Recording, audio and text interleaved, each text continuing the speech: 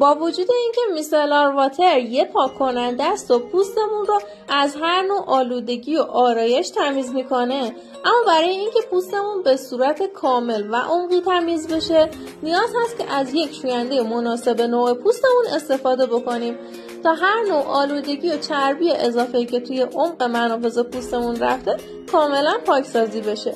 ژل شستشوی ویتابلا یه شوینده ملایم و مناسب انواع پوسته. چون داخلش روغن درخت چای داره به صورت طبیعی پوستمون رو ضد عفونی میکنه و از ایجاد جوش هم جلوگیری میکنه. التهابات و قرمزی پوست رو هم کمتر میکنه. خلاصه اینکه یه شوینده همه چی تمومه. اگه جوش میزنی و دنبال راه درمانی توی دایرکت به پیام بده.